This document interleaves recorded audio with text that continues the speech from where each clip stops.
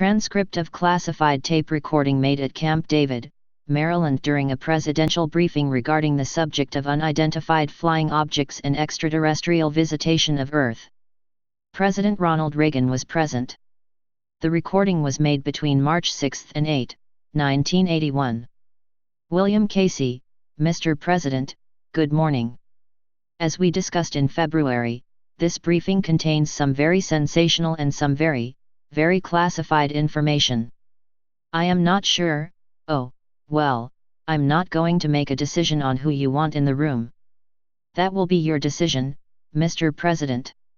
This will be a real tough one to follow since the briefing starts back, historically speaking, that is, and runs up to recent times.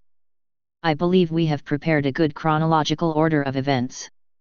I'm sure you, Mr. President, will have many questions. The list of questions presented to me by Advisor Number 2 should all be answered during this briefing. I hope they are, more than anyone, especially you, Mr. President, leave this briefing with questions still unanswered. I have asked the caretaker to conduct this briefing. He is a contract employee of the CIA and is the present custodian of the information. Are we to assume that everyone is present? President, well, it will be entirely up to you, Bill. I guess everyone must be cleared for this briefing of information, is that not correct? WMKC, well, it appears everyone is, but as you will see, Mr. President, this stuff is pretty high up on the food chain. We call it ATS or above top secret. This stuff has its own classification and markings. We have a special container, special printers and copiers for this stuff. Every word of this material is printed on special paper then placed inside special covers. The caretakers have taken special efforts to protect all of this stuff from being released inadvertently or copied by some unauthorized person. But all of this material is protected by a special group of people. The caretaker is in charge of protecting this information and all of the other stuff associated with this information. I would prefer that you, Mr. President, decide on who you want in this room. Remember, this material is a closely guarded secret. Although the gist of the story has been out there for many years, very little of the actual truth has ever been released to the public. Oh, yes, well, by some of the renegades maybe, but many of them have been discredited. President, okay, Bill, I guess we need Advisor Number 1, you, Advisor Number 3 and Casper here. I think Advisor Number 2 and Michael can leave. Advisor Number 2, Mr. President, excuse me, but I would prefer to leave. I don't wish to know this information. You know, plausible denial or something like that. Michael Deaver, Mr. President, whatever you wish, I'll do. It would be an interesting subject, but do I really have a need to know? No, I don't think so. President, okay, I guess that is it. WMKC, thank you, Mr. President. I will now turn the briefing over to the caretaker. Advisor Number 3, Mr. President, and Mr. Director, I already had this briefing. I can stay or leave. Secretary Weinberger and myself received this a few weeks ago. Secretary Weinberger, Mr. President, as you know, we have some pending business regarding that Soviet problem in Berlin. I think we might just handle that. Advisor Number 3 and I will let you close this meeting to just a few. President, okay, CASP, I guess you and Advisor Number 3 can leave. Thanks for coming. WMKC, okay, Mr. President, that certainly narrows the audience. I think this is just right. President, okay, well, I can't wait to hear this. Let's proceed. The caretaker, good morning, Mr. President. First of all, I would like to give you a bit of information on my background. But before that, please, Mr. President, if you have questions during this briefing, just interrupt me, sir. I have been employed by the CIA for the past 31 years. I started the caretaking status of this project in 1960. We have a special group of people whom we call Group 6, that cares for all this information. President, good morning. I hope, well, I believe I will ask questions. Bill briefed me back in January, but I'm not sure. Hey, well, was it detailed? No, I don't think so. Hey. Okay, well, I'm sure Bill didn't tell me all cause we only had about 1 hour. WMKC, Mr. President, I only gave you a quick briefing for the NSDD, National Security Decision Directives, that we want to incorporate into the overall action directives about this subject. Advisor number 3, Casper and I have details far beyond what I knew before January. The last administration wasn't too keen on making all of this stuff accessible to us during the briefings in November and December. President, well, I knew a little about this subject before. Back in 1970, Nixon had all of the good stuff and wanted to share it with some of his friends. Nixon showed me some papers. Not sure about who authored them, but they, well, something about New Mexico and other places. Nixon was pretty, well, you know, fascinated with it. He showed me something, some kind of object or device that came from one of their craft. Something that was taken from the New Mexico crash site. I don't know if, well, do we know what it was? I don't think we knew, or maybe now, after 11 years, we might know. The caretaker, Mr. President, I can answer some of those questions. Do you wish for me to begin? President, oh, well, what level is this? I mean, what was it called? I don't remember what they called this. WMKC, Mr. President, code word. It's called top secret code word. This information is beyond top secret, as I said before. It has its own classification. It is very compartmentalized. President, well, I guess just the minimum. Are we recording this? The caretaker, Mr. President, no, unless you wish. WMKC, yes, it is CIA female transcriber who is doing that. I think we should. I don't want to make any mistakes later about this. Advisor number 4 should also stay, since he is one of the caretakers of the information. President, well, I don't want anyone leaking this stuff. Not knowing what we are about to discuss, oh, well, Bill, I guess it is your call. Advisor number 4 should stay. I guess he should, oh, okay, well, you make the call, Bill.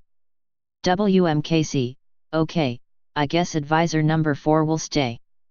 But I think CIA female transcriber must stay. I'll make that call. President, okay, I guess we can do our business first, give me a few minutes. Let's get some food first, or snacks. How long will, oh, about 1 hour? The caretaker, Mr. President, I estimate this will last about 1 hour, at least the first part of it. This is a very complicated subject to brief. I can do it, but maybe the questions will extend beyond the time period. President, okay, I see. Let's take a break and then reconvene. Break. The caretaker, okay, Mr. President, are we ready? President, yes, we are, let's go. The caretaker, Mr. President, as was mentioned earlier, I must say, that this briefing has the highest classification within the U.S. government. I will start with a slide presentation. I have most of this briefing on the slides, but I also have an outline that I have passed out to each person in attendance. President, oh, okay, so are we, can we follow it with the outline paper? The caretaker, yes, Mr. President, you can follow the briefing with the outline in front of you. President, thank you. The caretaker, the United States of America has been visited by extraterrestrial visitors since 1947. We have proof of that. However, we also have some proof that Earth has been visited for many thousands of years by various races of extraterrestrial visitors. Mr. President, I'll just refer to those visits as ETS. In July 1947, a remarkable event occurred in New Mexico. During a storm, 2 ET spacecraft crashed. 1 crashed southwest of Corona, New Mexico, and 1 crashed near Dattel, New Mexico. The U.S. Army eventually found both sites and recovered all of the debris and 1 live alien. I'll refer to this live alien as EB-1. President, what does that mean? Do we have codes or a special terminology for this? The caretaker, Mr. President, EB means extraterrestrial biological entity. It was a code designated to this creature by the U.S. Army back in those days. This creature was not human and we had to decide on a term for it. So, scientists designated the creature as EB-1. We also referred to it as Noah. There was different terminology used by various aspects of the U.S. military and intelligence community back then. President, do we or did we have others? The number 1 would seem to indicate we had others. The caretaker, yes, we had others. Back then, the term was EB and no number designation. We'll explain how the others came into our knowledge. President, okay, sorry, I was just wondering and I guess, well, I'm sure the briefing will cover this. Please continue. The caretaker, all the debris and EBs recovered from the first crash site were taken to Roswell Army Airfield, Roswell, New Mexico. EB was treated for some minor injuries and then taken to Los Alamos National Laboratories, which was the safest and most secure location in the world. Special accommodations were made for EB. The debris was eventually transferred to Dayton, Ohio, home of the Air Force Foreign Technology Division. The second crash site wasn't discovered until 1949 by some ranchers. There were no live aliens at this site. All this debris went to Sandia Army Base in Albuquerque, New Mexico. President, okay, a question, regarding the first site, how many aliens were in the spaceship? The caretaker, 5 dead aliens and 1 alive. The bodies of the dead aliens were transported to Wright Field in Ohio and kept in a form of deep freeze. They were later transported to Los Alamos where special containers were made to keep the bodies from decaying. There were four dead aliens in the second crash site. Those bodies were in an advanced state of decaying. They had been in the desert for the past two years. Animals and time got to those bodies. The remains were transported to Sandia Base and eventually onto Los Alamos. We determined both crashed spaceships were of similar design and the bodies of the aliens were all identical. They looked exactly the same. They had the same height, weight, and physical features. Here are the photographs of the aliens. Pause. President, can we classify them? I mean, can we, connect them with anything earthly? The caretaker, no, Mr. President. They don't have any similar characteristics of a human, with exception of their eyes, ears and a mouth. Their internal body organs are different. Their skin is different, their eyes, ears and even breathing is different. Their blood wasn't red and their brain was entirely different from human. We could not classify any part of the aliens with humans. They had blood and skin, although considerably different than human skin. Their eyes had 2 different eyelids. Probably because their home planet was very bright. President, maybe I'm getting ahead, but do we know where they came from? Mars, our system, or where? The caretaker, yes, Mr. President, we do know where they come from. I can go into this now, or I can wait until it comes up in the briefing. President, no, please, continue. I can wait. The caretaker, thank you, Mr. President. EB stayed alive until 1952 when it died. We learned a great deal from EB. Although EB did not have voice organs like humans, it was able to communicate with an operation performed by military doctors. EB was extremely intelligent. It learned English quickly, mainly by listening to the military personnel who were responsible for EB's safety and care. EB was housed in a special area at Los Alamos and Sandia Base. Although many different military doctors, scientists, and a select number of civilians studied EB, it never became upset or angry. Ebe helped us learn from all the items found in the 2 crash sites. Ebe showed us how some of the items worked, such as a communications device. It also showed us how various other devices worked. President, excuse me, but you are referring to this creature as an IT. Did it have a gender? The caretaker, I'm sorry Mr. President, but yes, it was male. Within Ebe's race they had males and females. President, okay, thank you. Please continue. The caretaker, thank you, Mr. President. Ebe died of what military doctors considered natural causes. I don't think we could really state exactly why Ebe died. Although we had 5 years to study Ebe, we didn't have any standards to compare Ebe's body with standard medical observations. It was difficult to lose Ebe, since it was the most interesting thing we as humans could receive and study. A visitor from another planet. Another world. Ebe did explain where he lives in the universe. We call this star system Zeta Reticuli, which is about 40 light-years 38.42 from Earth. Ebe's planet was within this star system. President, okay, where is this in comparison to something we all know?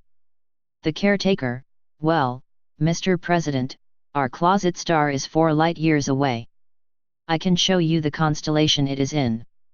Alpha Centauri, a yellow star, is the brightest star in the constellation Centaurus, 4.3 light-years away. President, no, I wouldn't know much about astronomy. I just thought I could understand the distance. How long did it take this spaceship to get here? The caretaker, well, Mr. President, I can tell you now or we can discuss that in another briefing. As Mr. Casey said, this is a complicated subject because there are many levels of compartmentalization. This briefing is just the basic information about a visit to our planet by one particular alien race. President, well, hey, what, am I to understand, this isn't a full briefing? W.M. Casey, Mr. President, we have different levels of stuff. If we mix it up, I don't think it will make sense, nor will we have time this morning. I understand you have a busy schedule today. President, as the President of the United States, I should know everything, right, or shouldn't I? If I am to assume this was a briefing of substance, then I should hear all of it. I think this is more important than some other things on my daily calendar. But maybe I'm jumping the gun. If there are some things I shouldn't know, please tell me. W.M. Casey, no, Mr. President, I didn't mean you shouldn't know this stuff. I simply meant we should proceed in an orderly fashion as to the briefing. But it is up to you. We will not hold anything back. President, Advisor number 1, what do you think? Do you know about all this? Advisor number 1, Mr. President, yes, I was briefed many times on this subject matter. As Director Casey stated, this is a very complicated subject. I think it took me about 1 year to be fully briefed into all aspects of this matter. There are different areas. The initial crash, an investigative period, some attempt at contact, a disinformation operation to protect this matter and several other levels. President, oh, wow, I didn't realize how complicated this was. I'm new at all of this. I have a great responsibility to the citizens of this nation to make decisions based on accurate information presented by my advisors. You, all of you. I won't interfere in your presentation of this information. So, I guess, we'll proceed in the order you have chosen. I'm sorry for interrupting in this presentation, but as a person who is interested beyond belief in this, I'll just shut up and wait to ask questions. W.M. Casey, Mr. President. No, please ask any questions you wish. You are the President. We are not here to argue with you over the order of this briefing. But some things are so highly classified that this briefing is the lowest level. If you ask a question that is in a different level, then we will have to re-evaluate the audience. Advisor number 1, Mr. President. Everything we know about alien visitation to Earth is contained in 16 volumes of binders. These binders contain thousands of pages.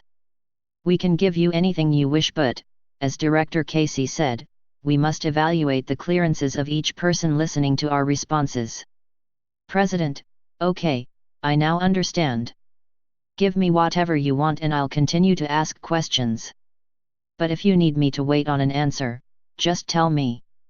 WM Casey: Okay, Mr. President, we will do that. I still don't know the entire story. I have read 1/10 of one binder and have hundreds of questions. President: Okay, let's continue. The caretaker: Mr. President, thank you for those responses. I will answer any question, if I can. But if the question is above this level, then Director Casey will have to make that decision for me. President: I fully understand, please continue. The caretaker: It took the TVJAB Spaceship 9 of our months to travel the 4038.42 light-years. Now, as you can see, that would mean the TVJAB Spaceship traveled faster than the speed of light.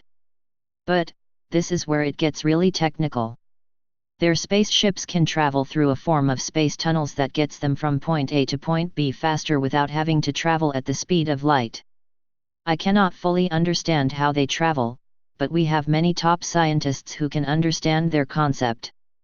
President: Well, I certainly couldn't understand the science in that. Is it a black hole? The caretaker: Mr. President, something like that, but much more complicated. President: Do they get here? No, never mind, please continue. Unintelligible. WM Casey: Mr. President, I can assure we know how they do it, but we can't do it. President: Okay. Several speaking at once. The caretaker: As to some history. The original project, started back in 1947, was called Project Gleam. This project contained volumes of documented information collected from the beginning of our investigation of UFOs and Identified Alien Craft, or IAC. The project was originally established in the early 50s by, first President Truman and then by order of President Eisenhower, under control of the National Security Council. President Truman established a group of people to handle this project. The group was called Majority 12 or MJ12. In 1966, the project's name was changed to Aquarius. The project was funded by confidential Black World funds appropriated within the intelligence community's budget. The recovery of these alien spacecraft led the United States on an extensive investigative program to determine whether these aliens posed a direct threat to our national security. As you might remember, Mr. President, our country openly investigated UFO sightings under Projects Grudge, Sign, and finally Blue Book. The original mission of the Air Force program was to collect and analyze all reported sightings and incidents involving UFOs and then determine whether the information could be interpreted as having any bearing on the national security of the United States. Some information was evaluated with the idea of using the gained data to advance our own space technology and future space programs. About 90% of the estimated 12,000 reports analyzed by the Air Force under Blue Book were considered hoaxes, explained aerial phenomena or astronomical objects. The other 10% were considered legitimate alien sightings and/or incidents. However, not all UFO sightings or incidents were reported under the Air Force programs of Grudge, Sign, and Blue Book. In 1953, Project Gleam initiated its own investigative detail and certain sightings were reported directly under Gleam rather than one of the other projects. Project Gleam, which became Project Aquarius in 1966, was a parallel reporting system for UFO sightings and incidents.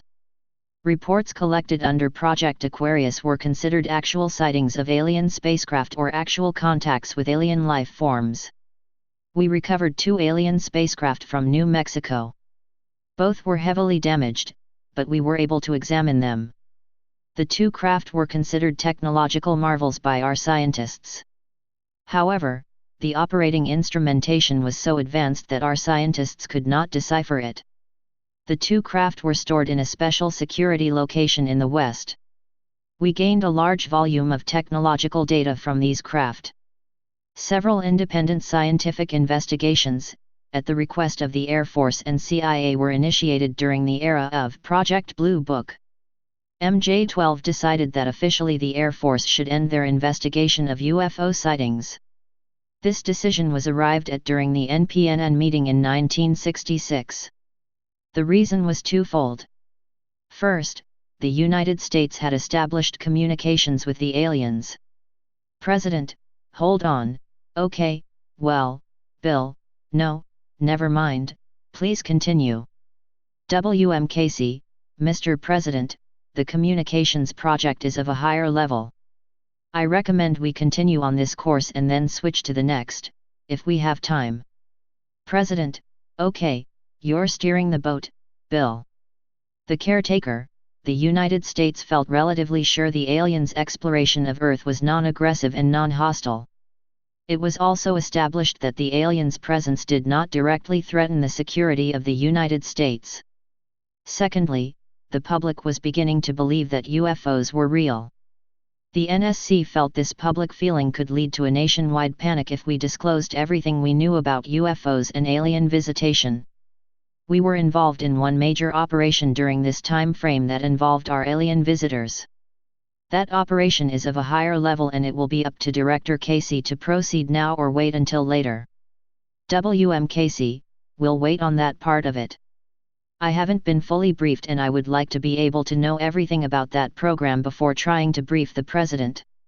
Advisor number 1, I agree with Director Casey.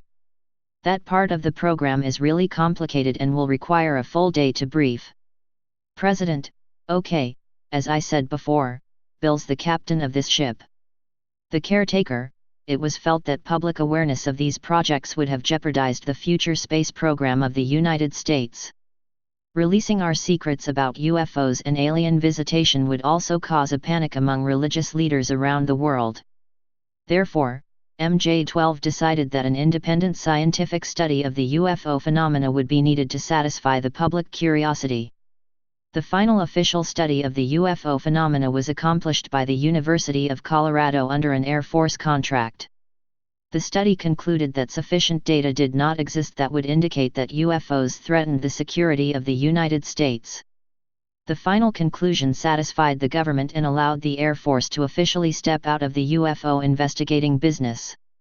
When the Air Force officially closed Blue Book in December 1969, Project Aquarius continued operation under control of NSC/MJ-12.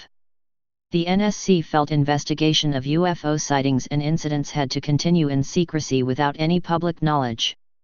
The reasoning behind the decision was this: if the Air Force continued its investigation of UFOs, eventually some non-cleared and non-briefed Air Force or DoD civilian officials would obtain the facts behind Project Aquarius. Obviously, for operational security reasons, this could not be allowed. In order to continue the investigation of UFO sightings and incidents in secrecy, investigators from CIA/DCE and MJ-12 were assigned to military investigative units with orders to investigate all legitimate UFO/IAC sightings and incidents. These agents are presently operating at various locations throughout the US and Canada. All reports are filtered either directly or indirectly to MJ-12. These agents are collecting reports of UFO/IAC sightings and incidents occurring on or near sensitive governmental installations. Many reported sightings and incidents have occurred over nuclear weapons bases. The aliens' interest in our nuclear weapons can only be attributed to the future threat of a nuclear war on Earth that could affect space. The Air Force has initiated measures to assure the security of the nuclear weapons from alien theft or destruction. MJ-12 feels confident that the aliens are on an exploration of our solar system for peaceful purposes. However, we do have information, and that is at another level, that more than one alien species are visiting Earth. President, well, that is a lot to digest. I have written down many questions. But let's take a break and come back to this. Break. President, I think we can continue now. The caretaker, thank you, Mr. President. I will continue. In the 1976 MJ-12 report, it was estimated that the aliens' technology was many thousands of years ahead of ours. Our scientists speculated that until our technology develops to a level equal to the aliens, we cannot understand the large volume of scientific information we have gained from the aliens' craft. This advancement of our technology may take many hundreds of years. During our initial program to study the alien spaceship, we started many different projects. The first project, originally established in 1949, was to collect and evaluate medical information from the surviving alien creature EB-1 and the recovered alien bodies. This project medically examined EB-1 and provided our medical researchers with many answers to the evolution theories. The next project, originally established as part of Project Gleam in 1954, became a separate project in 1966. Its mission was to establish communication with aliens. This project met with positive success and will be discussed later under a different level. Two other projects involved the test flying of an alien ship and the cross-technology between our space program and the information we obtained from EB-1. WMKC, now, Mr. President, we can move on to questions or a different level.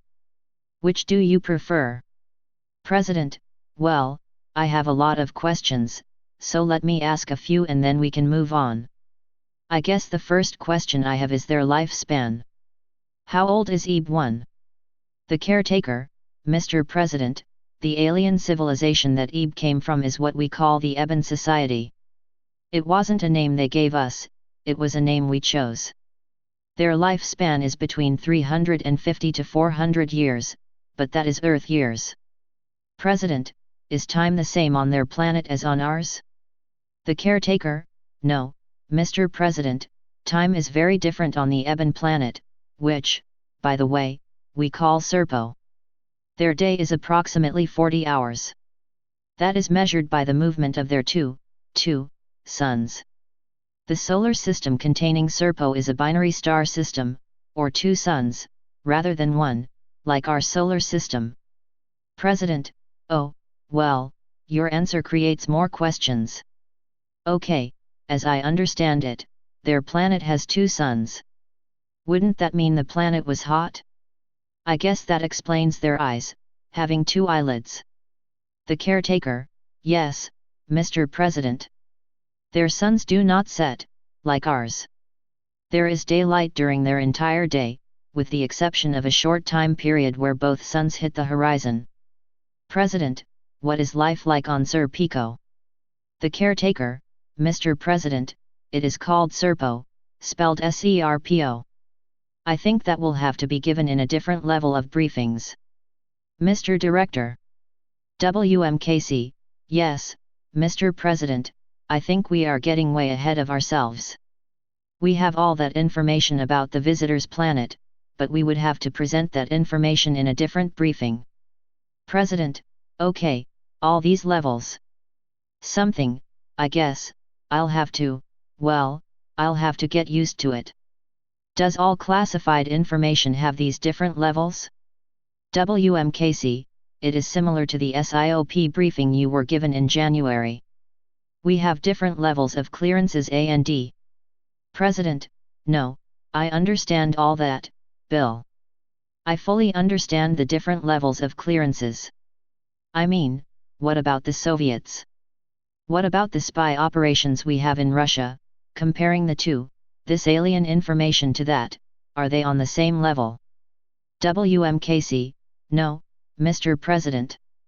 This information would be considered at the very top, whereas our spying operation inside Russia would be considered at a parallel level, but not the same. President, like apples and oranges, okay, I see. I guess this is more that can be explained in one sitting. What about the travel from Serpo to Earth? The caretaker, well, Mr. President, the distance from Earth to Serpo is about 40 light years. They can travel that in about 9 of our months. I am no scientist, but as I mentioned earlier, they can travel that great distance by means of space tunnels. They seem to be able to bend the distance from one point in space to another. Just how they do this, must be explained scientifically. President, okay, well, very interesting. Are the laws of physics on their planet the same as our planet?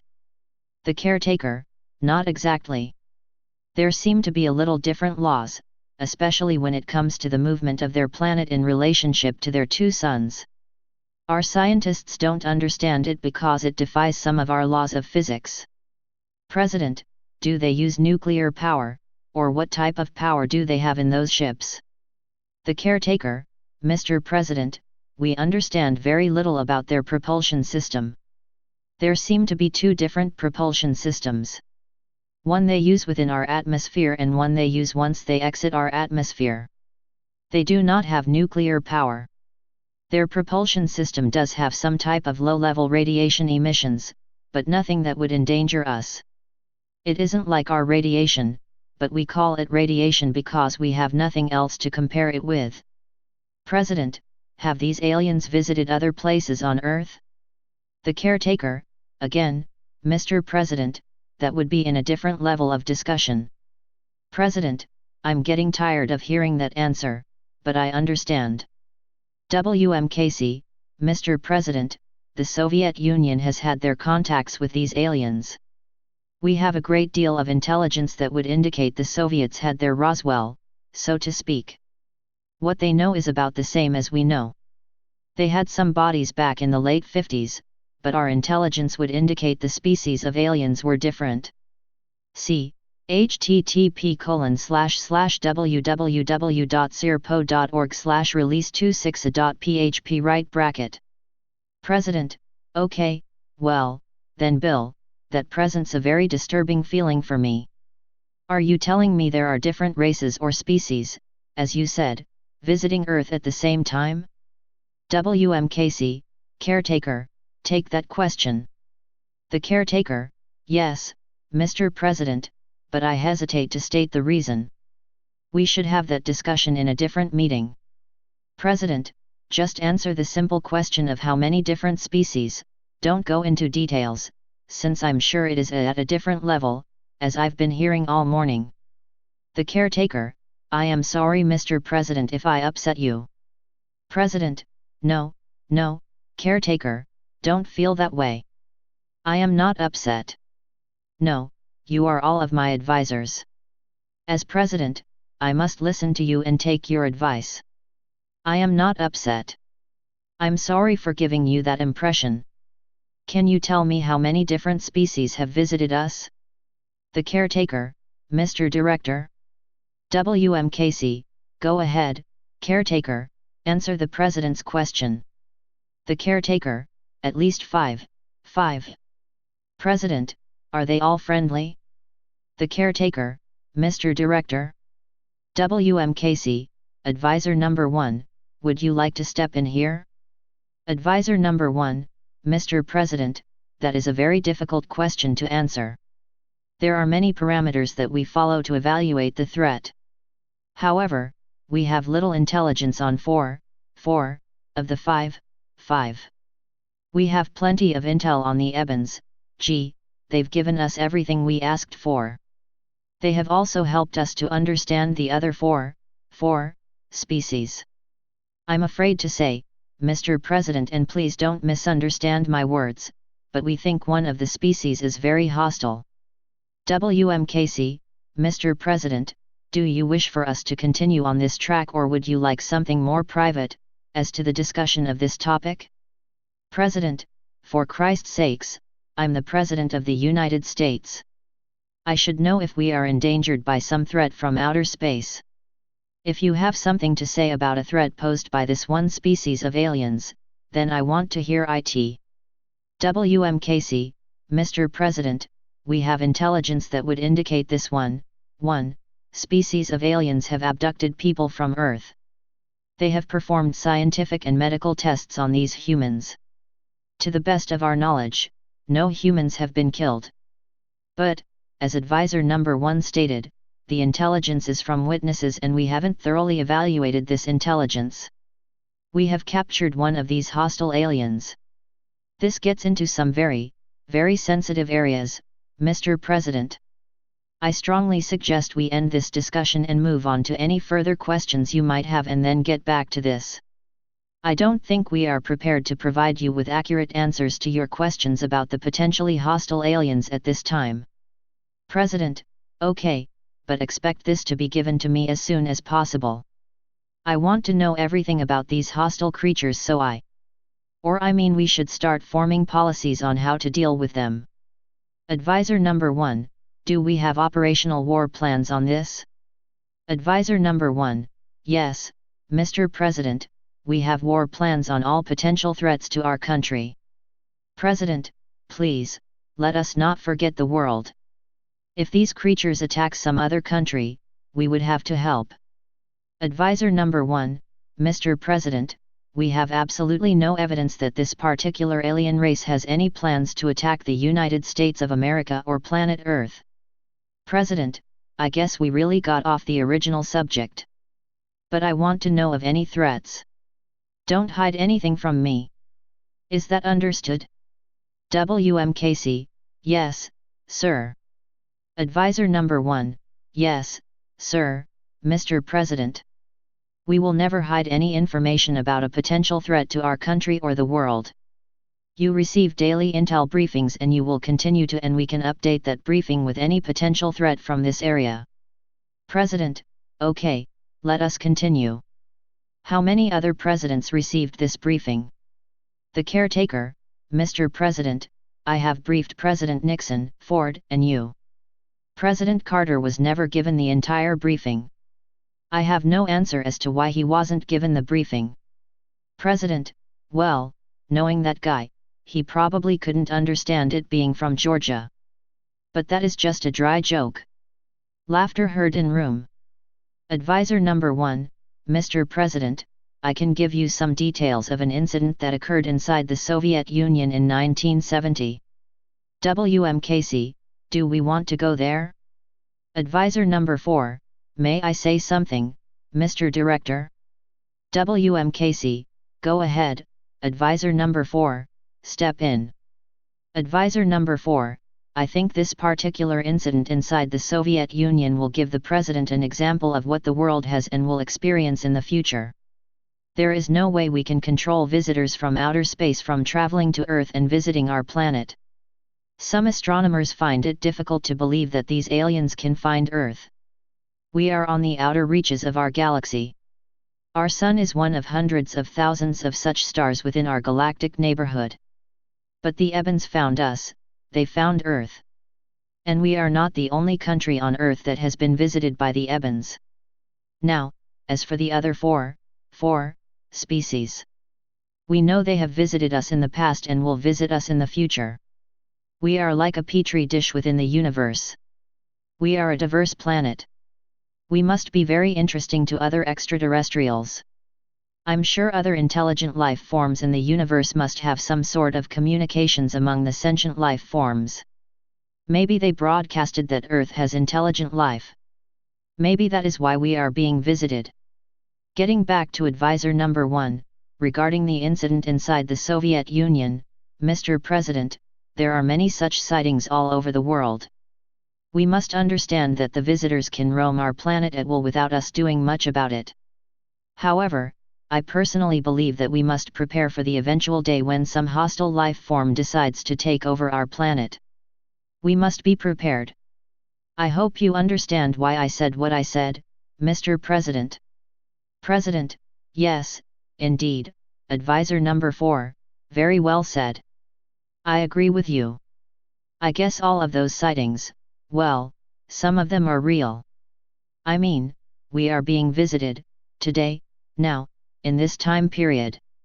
WMKC, yes, Mr. President, we are. President, okay, advisor number 1, please continue, we cut you off. Advisor number 1, okay, thanks, Mr. President. As I was saying, actually a series of incidents occurred over about a week. Our intelligence gathering stations inside and outside of the Soviet Union picked up voice transmissions between Soviet air defense pilots and ground controllers regarding a number of UFOs which were being chased by Soviet pilots. The incident started in central Siberia and ended over the Black Sea.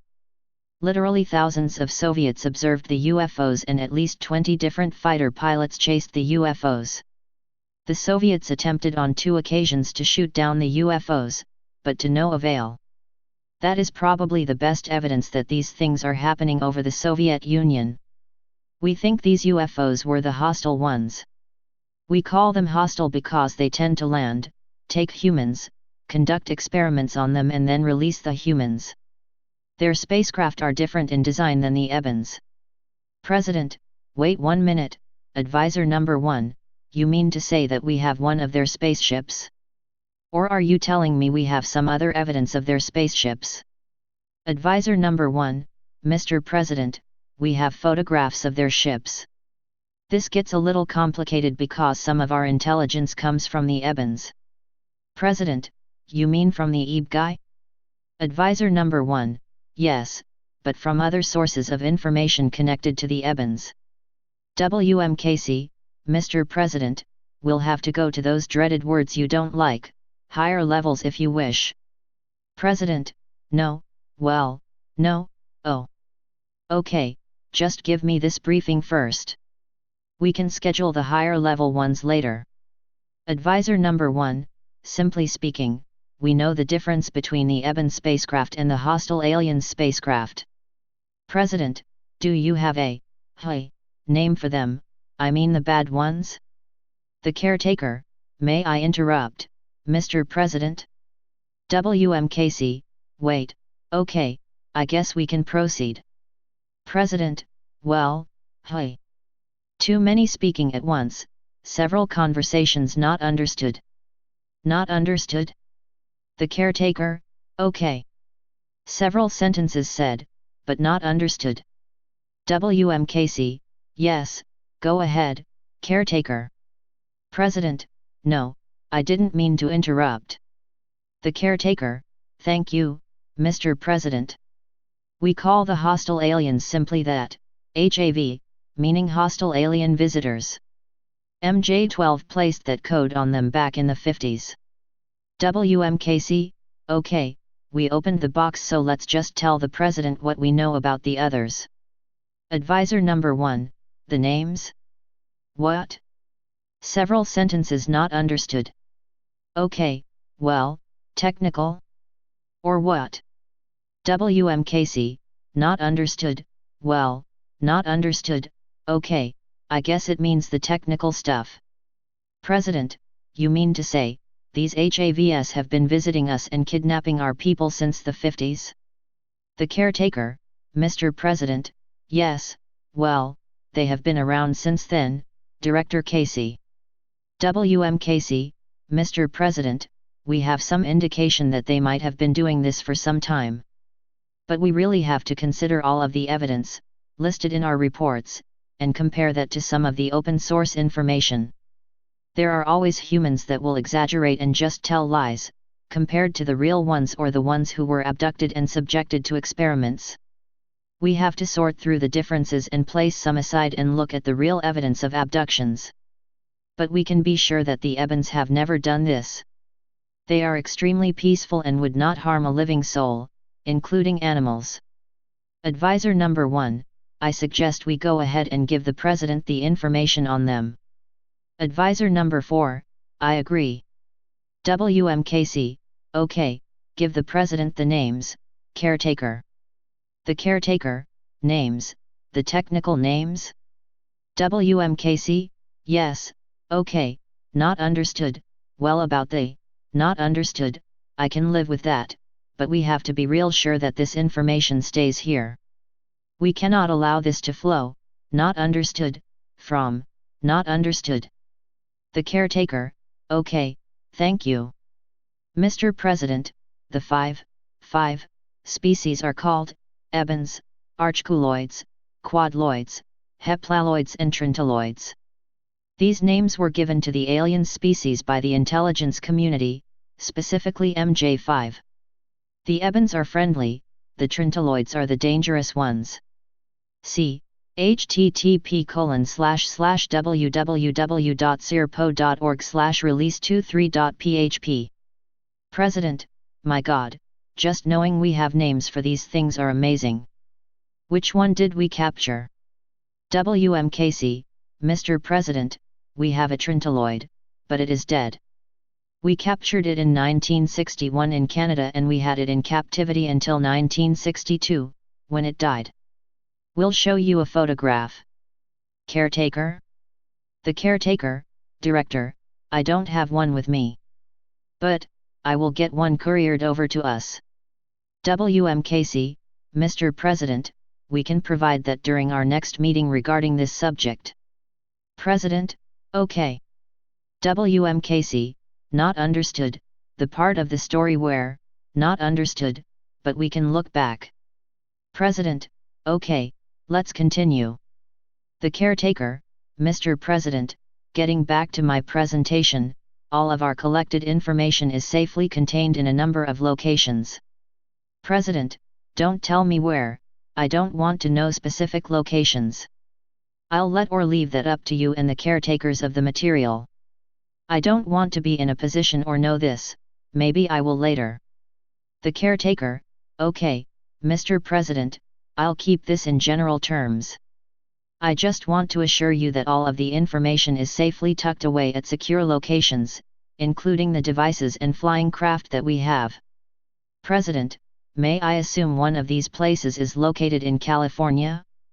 The caretaker, some of the items are tested at Livermore and flown around Edwards, but they are kept in Nevada.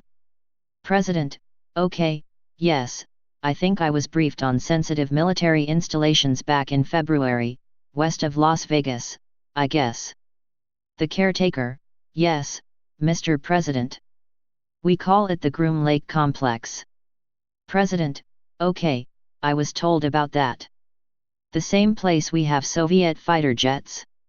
The caretaker, yes, Mr. President, the same place. May I continue? President, yes, by all means, do.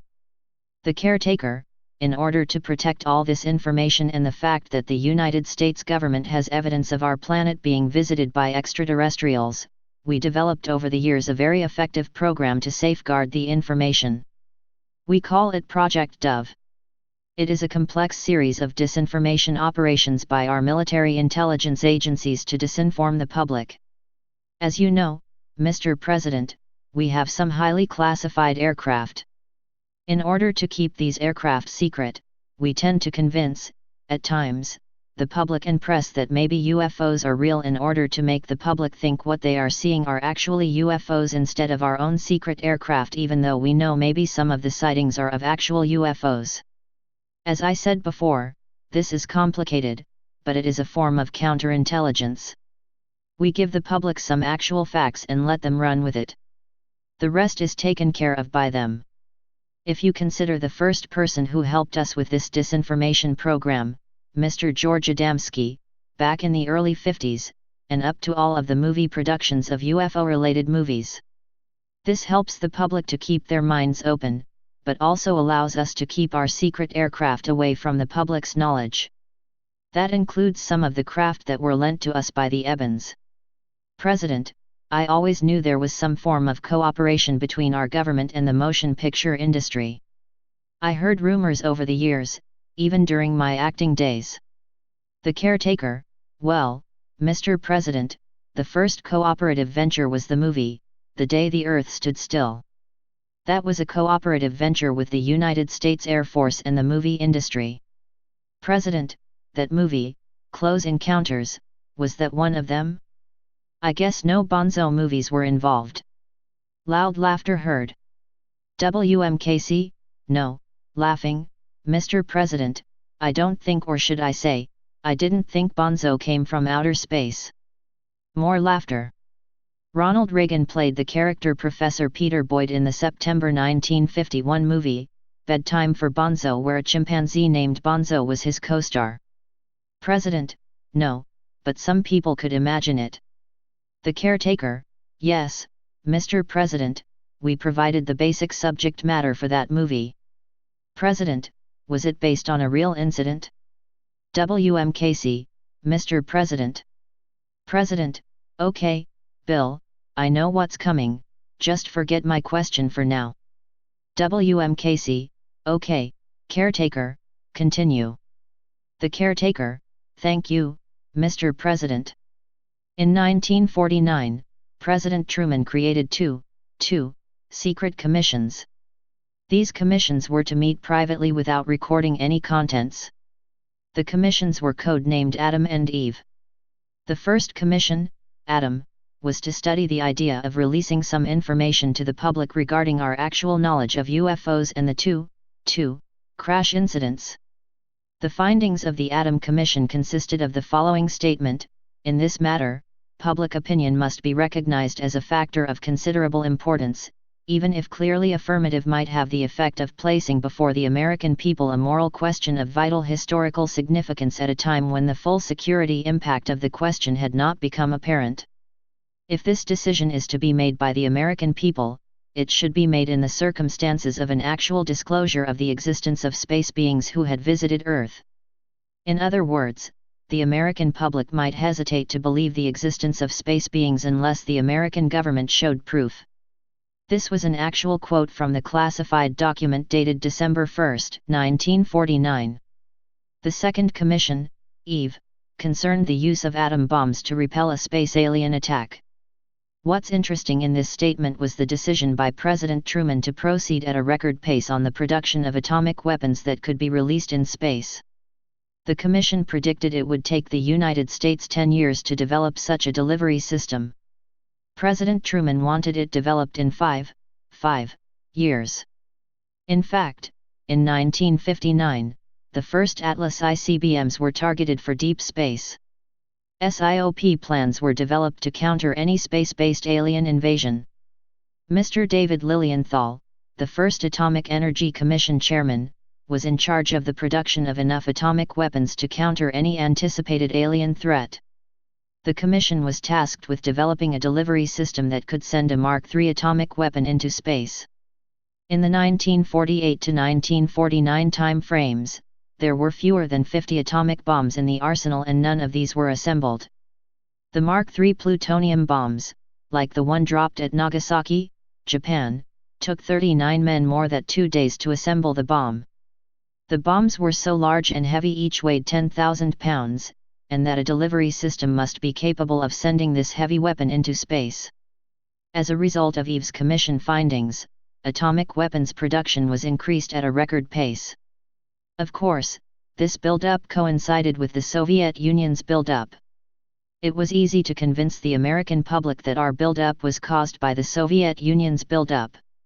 Mr. President, in 1964, we were able to have our very first controlled encounter with the Ebens.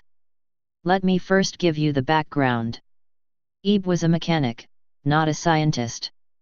He was still able to teach us some of the Eben language. Their language was very difficult for our linguists to learn because it consisted of tones, not words. However, we were able to translate some basic words. Ebe showed us their communications device. It was a strange-looking device that had three parts. Once assembled, the device sent out signals, something like our Morse code system, although there was a problem. During the crash in 1947, one part of this communication system was broken. Ebe was unable to repair it until our scientists found some items that could be used in place of the broken parts. Once the communication device was repaired, Ebe sent our messages. We had to trust Ebe as to the contents of those messages. You can imagine what some of our military commanders thought of this. Ebe could be sending out a distress call that could result in some invasion. But that, of course, never happened. Ebe continued to send messages until his death. But once he died, then we were on our own. We were able to crudely operate the device. We sent several messages out over a six-month period, 1953. But we did not receive any return messages. President, excuse me, did Ebe receive any return messages? The caretaker, getting back to the messages, Mr. President, Ebe sent out six messages. One letting his home planet know that he was alive and his comrades were dead, another explaining the 2 crashes, the third was a request to be rescued, the fourth was a message suggesting a meeting between his leaders and our leaders. The last message suggested some form of an exchange program. WM Casey, Mr. President, we'll go into that later. President, not understood. What, the exchange program? WMKC, yes, Mr. President. We can give you another couple of hours on that subject. President, we had one? WMKC, can I speak to you privately, please, Mr. President? President, okay, yes, you mean now? Not understood. WMKC, well, let us put this one on the back burner and go on with the remainder of this briefing. President, okay. The caretaker, Mr. President, we don't think he did, but we could not be entirely certain. But, our scientists fine-tuned our efforts over the next 18 months and finally sent two messages in 1955 that were received. We received a reply. We were able to translate about 30% of the message. We turned to several linguist specialists from several different universities and even several from foreign universities. Finally, we were able to translate most of the messages. We decided to reply in English and see if the Ebens could translate our language easier than we could theirs. President, what did the messages say? The one we received from the Ebens? So, I guess they didn't get the messages sent by Ebe? Or did it take that long to respond? Oh, yes, Ebe died before we got those messages, never mind.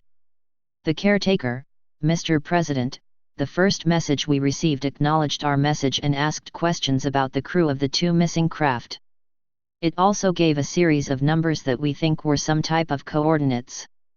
President, okay, so they wanted to know the coordinates of the crash sites on Earth?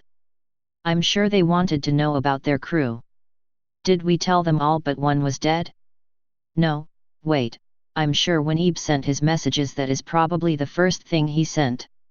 Was Ebe a military person or what? The caretaker, Mr. President, we believe Ebe was a member of their Air Force or maybe something like NASA. President, okay, please continue. The caretaker, thank you, Mr. President. Finally we were able to translate most of the messages. As I said, we decided to respond in English. Approximately 4 months later, we received a reply in broken English. Sentences contained nouns and adjectives, but no verbs. It took us several months to translate the message. We then sent Eben our typed English lessons in a series of one-sheet formats. Without going into the technical description of the Eben communications device, it was like a television screen and a keypad, but the pad contained several different Eben characters depending on the number of times you held down one key. We were able to transpose our English typed words into the second part of the device, which was similar to our facsimile transmission system. It took our scientists some time to perfect this, but it worked. 6 months later, we received another English message. This time it was clearer, but not clear enough. Ebens were confusing several different English words and still failed to complete a proper sentence. President, gee, I do that all of the time, sounds of laughter. I just cannot imagine how an alien race could view our language. We have thousands of different languages on Earth and they probably have just one on their Serpo planet. That is truly amazing. The caretaker, yes, Mr. President, I cannot imagine living on a planet with just one language. But we were able to provide the basic skill level for them to communicate in English. It took time, but they realized our efforts. In one message, they provided us with a form of the Eben alphabet with the equivalent English letter. Our linguists had a very difficult time figuring this out. The written Eben language was simple characters and symbols, but our linguists had a difficult time comparing the two written languages. Over the next 5 years, we were able to perfect our understanding of the Eben language somewhat and the Ebens were able to better understand English. However, we had a major problem. Trying to coordinate a date, time, and location for an Eben landing on Earth. Even though we could basically understand some Eben and the Ebens could understand some English, we could not understand their time and date system and they could not understand ours. We sent them our Earth's rotation schedule, revolution, date system, etc. For some reason the Ebens never understood this. In return, the Ebens sent us their system, which was difficult for our scientists to understand because we had no reference to their planet. The Ebens did not explain any astronomical date of Serpo or their system. We then decided to just send pictures showing Earth, landmarks, and a simple numbering system for time periods. We had many problems trying to send pictures using their facsimile system. We couldn't be sure they were receiving what we sent. We had a lot of trial and errors in doing this. We received back some strange messages from the Ebens, basically big question marks regarding what we sent them as to the pictures. We then decided on narrowing any future landing location for them to the location of their crash in New Mexico. We concluded they must have that location. We are sure Ebe sent that to his home planet prior to his death.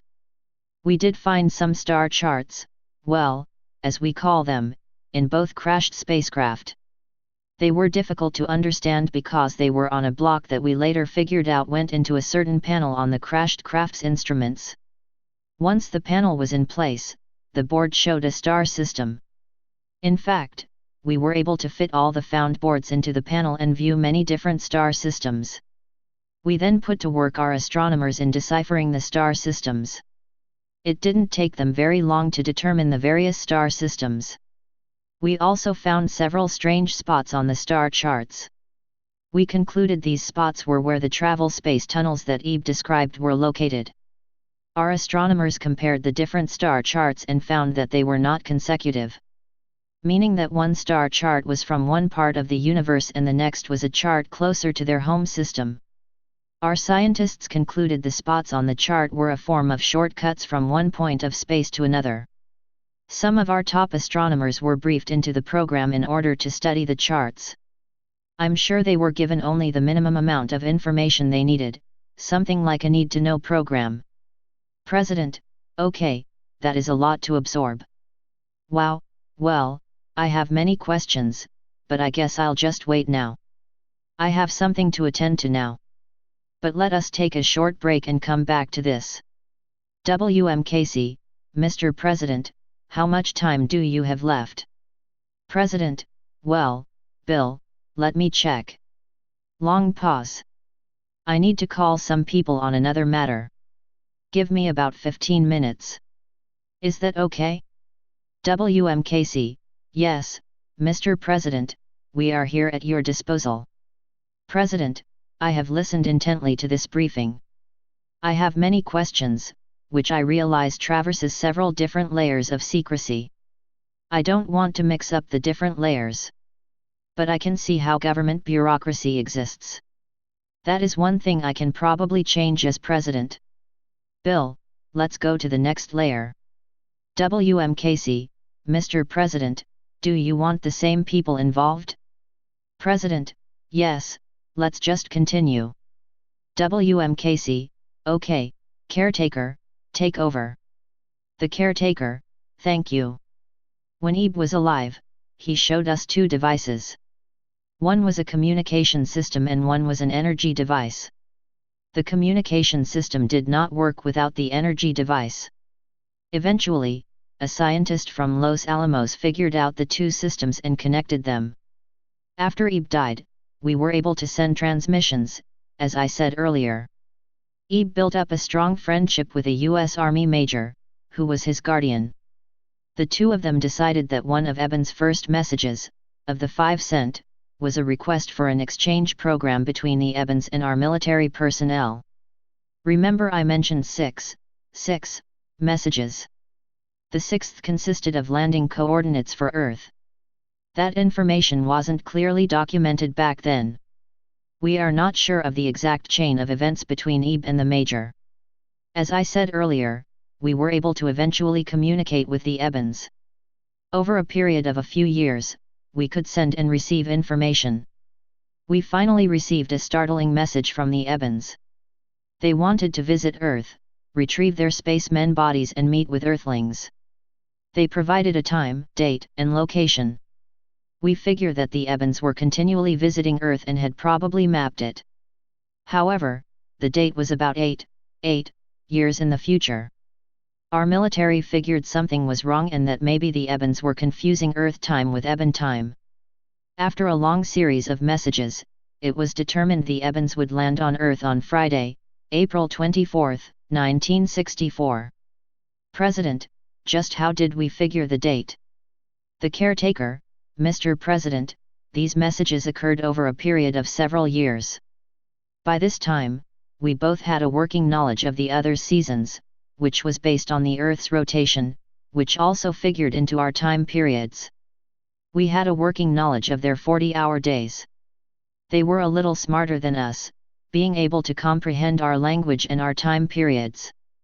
President, okay, that makes sense. But not understood, about. Not understood, the aliens?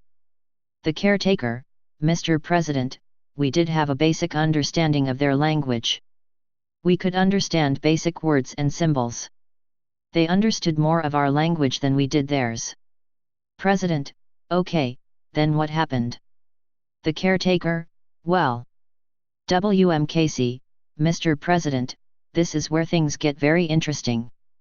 President, okay, I'm waiting. Not understood. The caretaker, our government, specifically, MJ-12 met in secret to plan the event. Decisions were made, then changed many times. We had just about 25 months from the time we finally received their message of the date to prepare for their arrival. Several months into the planning, President Kennedy decided to approve a plan to exchange a special military team. The U.S. Air Force was tasked as the lead agency. The U.S. Air Force officials picked special civilian scientists to assist in the planning and crew selection. The team members' selection process was the hardest to accomplish. Several plans were suggested and then changed. It took months for the planners to decide on the selection criteria for each team member. They decided that each member must be military, single, no children and a career member. They had to be trained in different skills. WMKC, caretaker, let's just go into the general stuff here. I don't think the president wants to know every single minute detail. President, well, if I had the time, I would. Not understood. But, I understand that. The caretaker, Mr. President, a team of 12 men were selected. However, during this time period, President Kennedy died. The nation was shocked, as you know. President, yes, everyone was shocked. I can understand what must have happened during the project when John died. The caretaker, President Johnson, continued the program. When it came time for the meeting, we were ready. The landing occurred in New Mexico. We had everything prepared. We had a hoax landing location just in case it was leaked. The landing occurred and we greeted the Ebens. However, a mix-up happened. They were not prepared to accept our exchange personnel. Everything was placed on hold. Finally in 1965, the Ebens landed in Nevada and we exchanged 12 of our men for one of theirs. President, one? Why just one? WMKC, Mr. President, this wasn't clearly documented in the reports that we read. President, one, was this their ambassador? WMKC, well, something like that. We just called it EB2. We'll discuss that later. The caretaker, Mr. President. Our team of 12 went to the Eben planet for 13 years. The original mission called for a 10-year stay, however, because of the strange time periods on their planet, the team stayed three additional years. 7 returned in 1978. 2 died on the planet and 2 decided to stay. Note, team member number 308, team pilot number 2, died of a pulmonary embolism en route to Serpo on the 9-month journey. 11 arrived safely. President, okay, this is just amazing. I can see, about that movie. The movie was based on a real event. I saw that movie. 12 men left, along with Richard Dreyfuss. WMKC, Mr. President, yes, the movie was similar to the real event, at least the last part of the movie. President, okay, a lot to digest. I want to hear about the hostile ones.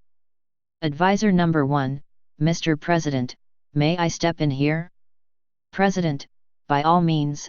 Advisor number 1, do. Advisor number 1, well, Mr. President, the hostile alien species is responsible for abducting some humans. We can clearly prove some 80 Americans were abducted from about 1955 until the present, the last known one in July of last year 1980. We have a special military intelligence unit keeping track of these abductions. We have FBI agents attached, to assist us when needed. We have NSA and in some instances, CIA personnel helping. Unfortunately, we don't have the technology to know when these hostiles will abduct.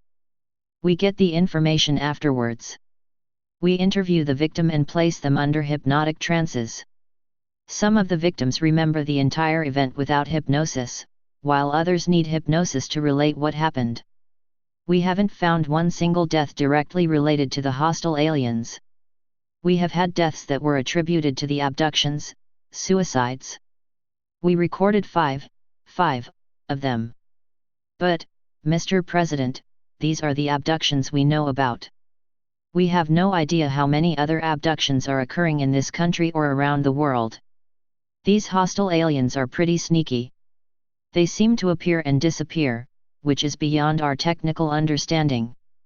They also seem to float or defy gravity. We have actual photographs of them doing this. We have a classic abduction incident that was recorded by military intelligence personnel. It happened in 1979 near a military base. President, where? Advisor number 1, in New Mexico. President, what's with New Mexico? The aliens seem to like that state. Do we know why? The caretaker, excuse me, may I speak? President, yes, caretaker, step in. The caretaker, New Mexico is similar to the home planet of the Ebens. Since we do not know which planet the Trentaloids come from. WMKC, wait. Advisor number 4? Advisor number 4, I think we do. I think the Ebens gave us that information. We know the star group. It is close to our solar system, well, I mean in astronomical terms. Maybe 20 to 25 light years away. They are actually closer to us than the Ebens are. Victor, the homeworld of the HAV, the Trentaloids, is the third planet out from the star Epsilon Eridani in the constellation Eridanus at 10.5 light-years away. Although somewhat cooler and fainter than our Sun, it is very similar. Hal's friend, advisor number 4, was mistaken on the distance, an easy error to make given the voluminous amount of information on this subject matter alone. Anonymous. President, so that means they can travel like the Ebens travel? I mean using those black holes or whatever you call them. Advisor number 4, yes, Mr. President, they can travel in the same fashion as the Ebens. However, according to the Ebens, the Trentaloids use a different form of propulsion. Something like matter versus antimatter. President, and that means? Advisor number 4, Mr. President, basic physics. WMKC, Mr. President, do you want to go into the physics of this? President, oh, no, I don't think I'd understand it. Advisor number 4, I was just going to say that we know that when matter is placed next to antimatter, there is a great deal of energy released. If one could harness that into a propulsion system, that would be great. But we don't have the capability to do that. President, do we have one of their spaceships? The caretaker, yes, well, partially. A crashed one. President, okay, can we or do we have the technical knowledge to understand it? WMKC, no, Mr. President, we don't. President, we can make atomic bombs, go to Mars and we can't understand their science? WMKC, advisor number 4? Advisor number 4, Mr. President, their technology is probably 1,000 years more advanced than ours, maybe even more. They have different materials to work with. Some of their materials are not found on this planet. President, what do you mean, like iron or elements? Advisor number 4, yes, Mr. President. We found many metals and other things that are not found on this planet. Maybe they have more than 104 elements, or maybe they are different than ours. President, the hostile ones or the ebons? Advisor number 4, Mr. President, that goes for each species, although the ebons do have similar elements as those found on Earth. But the Trintoloids have strange materials, nothing like those found on Earth. These aliens can imitate humans. They can look like blonde humans. However, they are not blonde, but ugly-looking insects. President, insects, did you say that? Advisor number 4, yes, do you have a photograph? The caretaker, yes, hold on. WMKC, they are pretty nasty looking. President, well, they would stand out. Advisor number 4, no, Mr. President, as I said, they can imitate looking like humans. President, how in the world do they do that? It took a lot of makeup to make me look good in the movies. Loud laughter heard. Advisor number 4, well, Mr. President, I can assure you they don't use makeup, at least not like we would. They have the ability to change their bodies. As I said before, they are 1,000 years ahead of us in technology and probably every other science. President, they can be killed? Advisor number 4, yes, they are just flesh and blood, like a human body. They can be killed. But their spaceships have a force field around them. They can be shot down, but it takes some doing on our part. WMKC, Mr. President, we have to use a small-style nuclear missile to shoot them down, but we haven't actually done that yet. We have experimented in Nevada on the captured craft we have of theirs. President, my God, I hope we haven't used atomic missiles. What does that mean? I have to give that order. Advisor number 1, excuse me, but Mr. President, no, we haven't used any nuclear missiles to shoot down any alien flying craft. I think Advisor number 4 and the director mean that if we had to shoot one down, for instance, if a group of them attacked us. President, is that likely? Advisor number 1, no, I don't think so. President, can we intercept their radio transmissions? Do we know their language? Advisor number 1, we know or we can recognize their language, which is entirely different than the ebons. They use a very high-band radio system. But they have different frequencies and it is difficult for NSA to track them. President, maybe we should call Captain Kirk. Loud laughter, oh, a little humor is good in any situation. Loud laughter. Advisor number 1, okay, Mr. President, I'll call Scotty. More laughter. President, yeah, maybe Gene Roddenberry knows. Advisor number 1, our air defenses are as best prepared as we can be against any form of an attack by this group. President, how do we do that? I mean, our pilots. Do they know? Advisor number 1, not exactly. But we have a system to cover any threat. President, a war plan? Advisor number 1, like I said earlier, yes, Mr. President, we do have war plans just for this event or possible event. President, okay. Well, I think that is enough for one day. Bill, set something up for tomorrow to finish this. WMKC, okay, Mr. President. I'll get with Advisor number 2 and Michael Deaver. President, I want to thank everyone for a very thorough briefing. I was educated beyond belief. I will have a different attitude every time I look up in the sky.